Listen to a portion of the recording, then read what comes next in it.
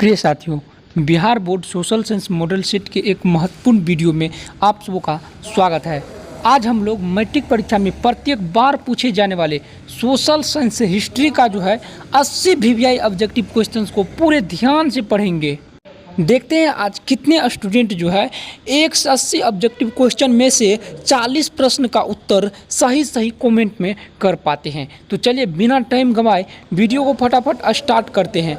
देखिए इनमें जो पहला क्वेश्चन है आप लोग देख रहे हैं, बोल रहे कि हिंद चीन में कौन सा राष्ट्र शामिल नहीं है। तो यहाँ आपको आपके सामने 4 विकल्प है, वियतनाम, लाओस, चीन, कंबोडिया। तो आपको जो है किसी एक क्वेश्चन का आप लोग जो है आपको सही उत्तर देना है। तो देखिए आप सबों के सामने क्या है, 4 ऑप्शन है, तो इसमें से एक का आप लोग सही उत्तर कमेंट में जरूर बताएं। तो इसका सही आंसर हो जाएगा आप सबों को सी नंबर, यानी हिंद चीन में जो है चीन जो है शामिल नहीं है। चलिए इसी तरह बढ़ते हैं नेक्स्ट क्वेश्चन को। नेक्स्ट क्वेश्चन में आप लोग देख रहे हैं कि वियना कांग्रेस कब हुआ था। तो वियना कांग्रेस आप लोग के सामने 4 ऑप्शन है, 1815, 1818, 1820 और 1848। तो आप लोग को जो है सही उत्तर हमको कमेंट में करना है। तो देखिए इसका सही आंसर हो जाएगा आप सबको ए नंबर, यानी वियना कांग्रेस जो है 1815 में हुआ था।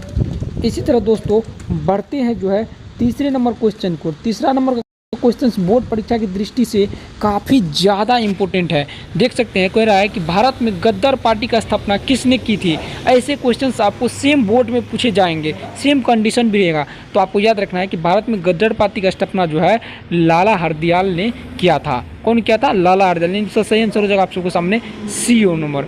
देखिए वीडियो को कोई भी आधा अधूरा देखकर मत छोड़िए, क्योंकि आधा अधूरा ज्ञान आप सबों के किसी भी काम के नहीं रहेगा। और आप लोग वीडियो को पूरा देख लेते हैं तो इस वीडियो से आपको जो है जरूर 10 क्वेश्चंस बोर्ड्स एग्जाम में जरूर आएगा।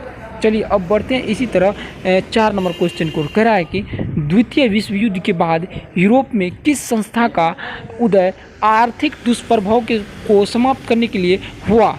तो आपको याद रखना है कि द्वितीय विश्व युद्ध के जो पश्चात जो है यूरोप में जो है सार्क संस्था का जो है उदय हुआ था, जो कि दुष्प्रभाव को शांत करने में काम किया था। तो इसका सही आंसर जाएगा आप सबके सामने ए नंबर।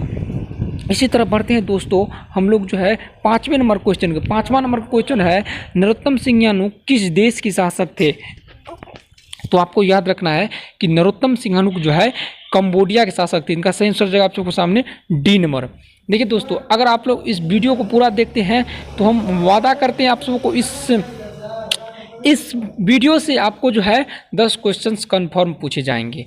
और देखिए ये इंपॉर्टेंट क्वेश्चन है 5 नंबर का। देखिए अब सबसे ज़्यादा इंपॉर्टेंट क्वेश्चन है 6 नंबर का। कह रहा है कि वाष्प चालित इंजन का आविष्कार किसने किया था। दोस्तों ये क्वेश्चंस बोर्ड्स एग्जाम की दृष्टि से काफ़ी ज़्यादा इंपॉर्टेंट है। देख सकते हैं आप लोग वाष्प चालित इंजन का आविष्कार किसने किया था। तो आप लोग कमेंट बताएं अगर जानते हैं तो आप सबको याद रखना है कि जॉर्ज स्टीफेंसन ने वाष्प चालित इंजन का आविष्कार किया था। इसी तरह हम लोग बढ़ते हैं 7वें नंबर क्वेश्चन को। ये क्वेश्चंस भी बोर्ड एग्जाम में काफ़ी बार पूछे गए हैं। Tata iron and steel company की स्थापना कब की गई। तो आपको याद रखना है कि Tata iron and steel company की स्थापना 1907 ईस्वी में किया गया था। तो इसका सही आंसर हो जाएगा आपको बी नंबर। चलिए दोस्तों इसी तरह हम लोग बढ़ते हैं 8वें नंबर क्वेश्चन की ओर। 8वें नंबर का क्वेश्चन है गोल घर कहाँ स्थित है। तो आपको जो है उत्तर में देना है दोस्तों, गोल घर जो है पटना में स्थित है। इसी तरह आप सबके सामने 4 ऑप्शंस बोर्ड्स एग्जाम में दिए जाएंगे। देखिए अब बढ़ते हैं दोस्तों 9 नंबर क्वेश्चन को। 9 नंबर क्वेश्चन जो है दोस्तों किस अमेरिकी राष्ट्रपति ने न्यू डील लागू की थी। दोस्तों आप सबके सामने ये 4 ऑप्शंस रहेंगे। देख सकते हैं किस अमेरिकी राष्ट्रपति ने न्यू डील लागू की थी। तो आप लोग जो है इसका अगर जानते हैं तो सही उत्तर कमेंट में ज़रूर कीजिए। दोस्तों इसका सही आंसर हो जाएगा आप सबको एफ.डी. रूजवेल्ट ने किया था। एफ.डी. रूजवेल्ट अमेरिकी राष्ट्रपति था जिन्होंने न्यू डील लागू की थी। इसी तरह दोस्तों आप लोग देख सकते हैं यहाँ 19वें नंबर का क्वेश्चन जो है नेपोलियन संहिता किस वर्ष लागू की गई थी। तो आप सबको याद रखना है कि नेपोलियन संहिता जो है 1804 ईस्वी में लागू किया गया था। नेपोलियन संहिता आपको याद रखना है कि 1804 ईस्वी में लागू किया गया था। और ये बोर्ड्स एग्जाम की दृष्टि से काफ़ी इम्पोर्टेंट क्वेश्चन है। इसी तरह दोस्तों हम लोग बढ़ते हैं 11वें नंबर क्वेश्चन की ओर, और ये बोर्ड्स एग्जाम की दृष्टि से काफ़ी इम्पोर्टेंट है। तो आप सब देख सकते हैं यहाँ फ्रैंकफर्ट की संधि कब हुई थी। तो फ्रैंकफर्ट की संधि जो है आप सबको याद रखना, यहाँ 4 ऑप्शन देखिए 1864, 1866, 1870 और 1871। इसका सही आंसर हो जाएगा दोस्तों डी नंबर यानी 1871 हो जाएगा। फ्रैंकफर्ट की संधि याद रखना आप सबको 1871 ईस्वी में हुआ था और ये जो है बोर्ड्स एग्जाम में काफ़ी बार पूछे गए। इसी तरह लोग दोस्तों हम बढ़ते हैं 12वें नंबर क्वेश्चन की ओर। 12वें नंबर का क्वेश्चन देख सकते हैं आप लोग, ये है कार्ल मार्क्स का जन्म कहाँ हुआ था दोस्तों। तो आप सबको याद रखना है दोस्तों, कार्ल मार्क्स का जन्म जो है जर्मनी में हुआ था। यहाँ फ्रांस जो है मिस टाइपिंग हुआ है। कार्ल मार्क्स का जन्म जो है जर्मनी में हुआ था। इसका सही आंसर जगह ए नंबर। दोस्तों इसी तरह हम लोग बढ़ते हैं 13वें नंबर क्वेश्चन को। 13 नंबर का क्वेश्चन जो है ये बोर्ड्स एग्जाम की दृष्टि से काफ़ी इम्पोर्टेंट है। 1991 में कौन सा अस्तित्व आया था। तो आप सबको याद रखना है 1991 में जो है नई आर्थिक नीति का अस्तित्व आया था। इसका सही आंसर जाएगा आप सबको सामने सी नंबर। चलिए, अगर आप लोग Bihar result target YouTube channel पर पहली बार आए हैं तो चैनल को सब्सक्राइब जरूर कर लीजिए और साथ ही डिस्क्रिप्शन में टेलीग्राम का लिंक है, वहाँ से ज्वाइन जरूर कर लीजिए दोस्तों।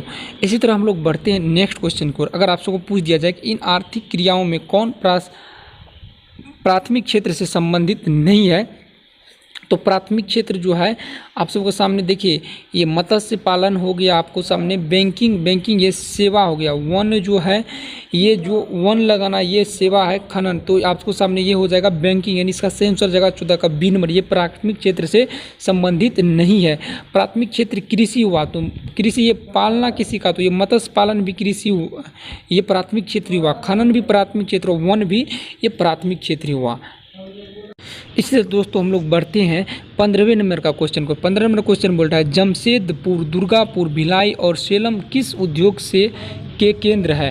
तो आप सबको याद रखना है कि ये जो है आयरन और स्टील कंपनी के उद्योग केंद्र है। देखिए जमशेदपुर, दुर्गापुर, भिलाई और सेलम किस उद्योग के केंद्र है। तो आप सबको याद रखना आयरन एंड स्टील का केंद्र है। इसका सही आंसर हो जाएगा सी नंबर। दोस्तों इसी तरह हम लोग बढ़ते हैं 16 नंबर के क्वेश्चन को। 16 नंबर के क्वेश्चन बोर्ड्स एग्जाम की दृष्टि से काफ़ी ज़्यादा इम्पोर्टेंट है।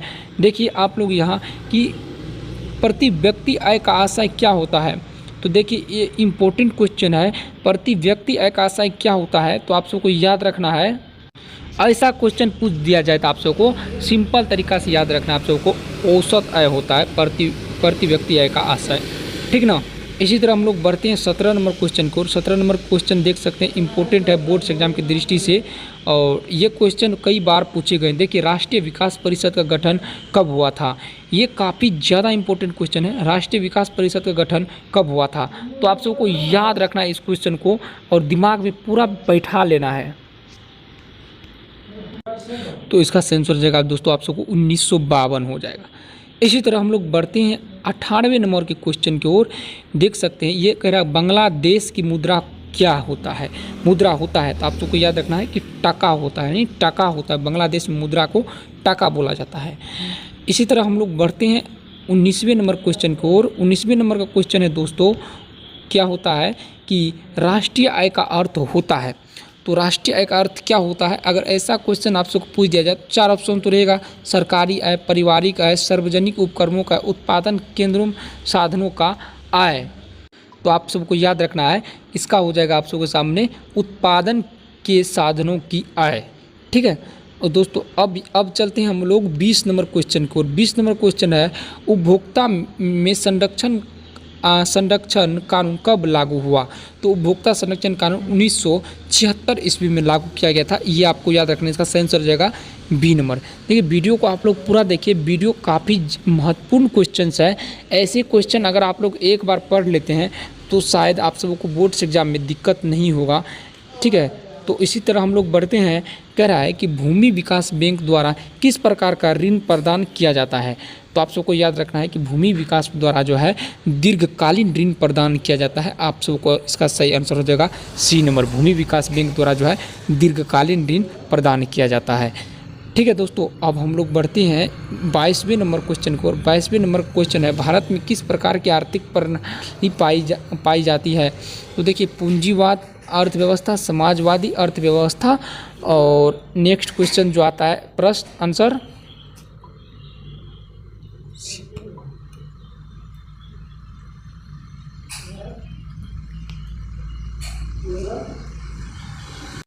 तो इनका सही आंसर जगह मिश्रित अर्थव्यवस्था। हमारे भारत में जो है मिश्रित अर्थव्यवस्था पाए जाते हैं, ठीक ना।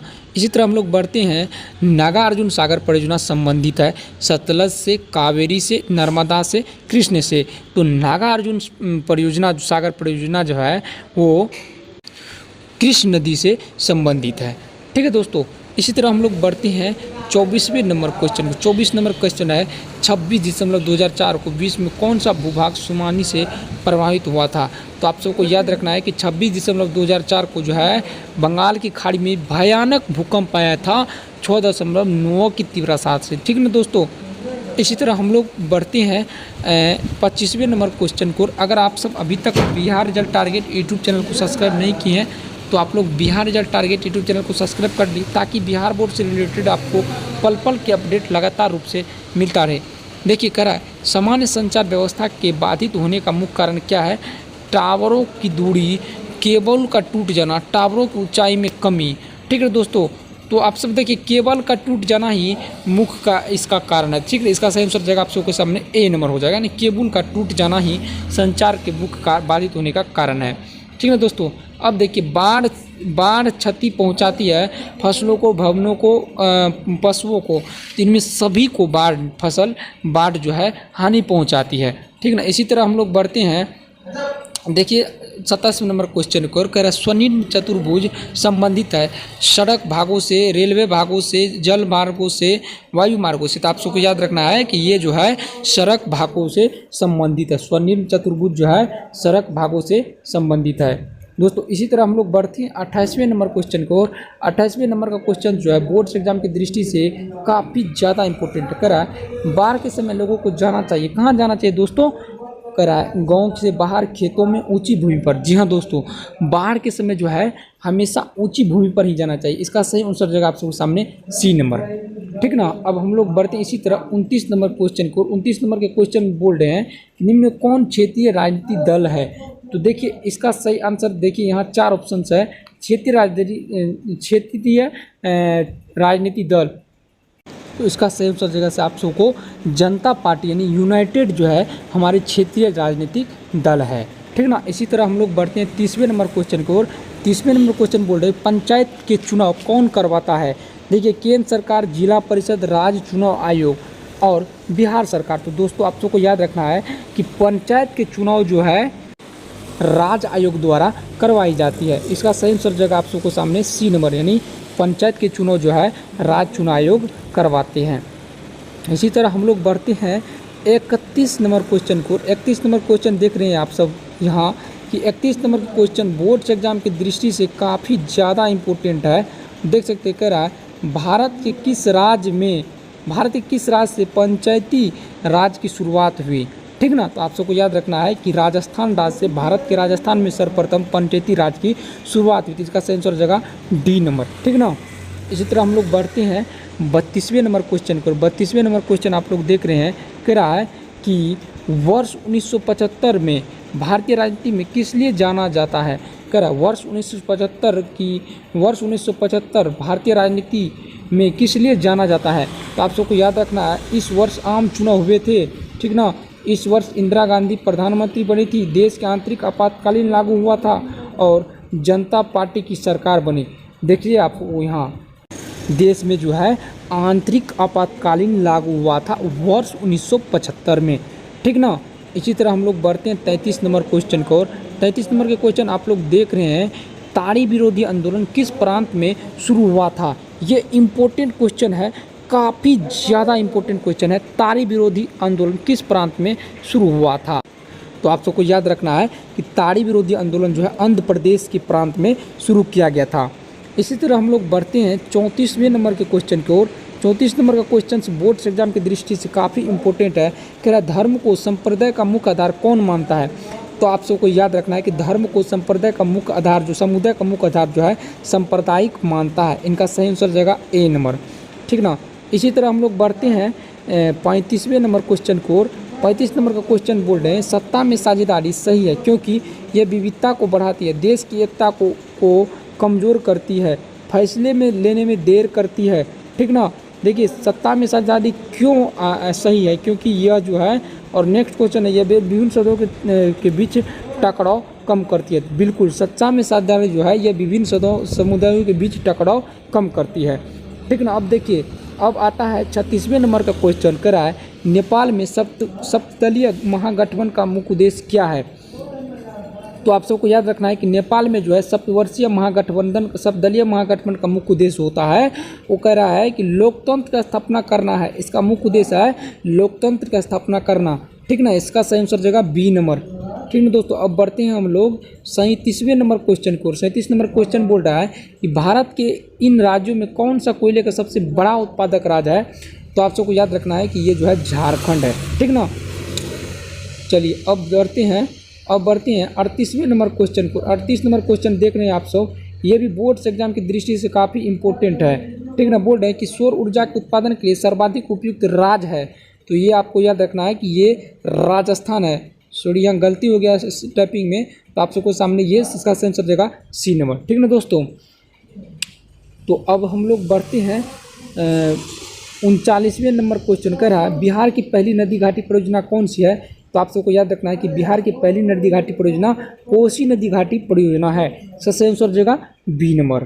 ठीक ना। अब बढ़ते हैं हम लोग 40 नंबर के क्वेश्चन को, कह रहा है सुंदरबन टाइगर रिजर्व कहाँ स्थित है।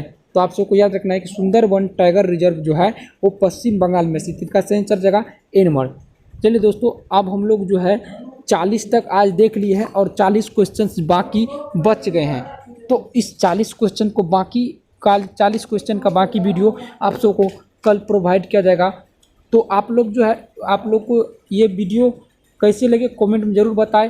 अगर आप लोग जो है वो 40 इंपॉर्टेंट क्वेश्चन ही है, देख सकते हैं ये 40 ऑब्जेक्टिव क्वेश्चन का। अगर आप लोग और नेक्स्ट वीडियो चाहिए तो हमारे चैनल को सब्सक्राइब कर लीजिए, और साथ ही जैसे ही वो क्वेश्चन अपलोड होगा तो इस वीडियो के डिस्क्रिप्शन में लिंक दिया जाएगा, तो आप सबको जो है इस वीडियो के लिंक पर क्लिक करके ज़रूर देख लेना चाहिए। ठीक ना दोस्तों। Bihar result target YouTube channel पहली बार है, चैनल को सब्सक्राइब जरूर कर लीजिएगा। तब तक के लिए जय हिंद दोस्तों, मिलते हैं नेक्स्ट वीडियो में।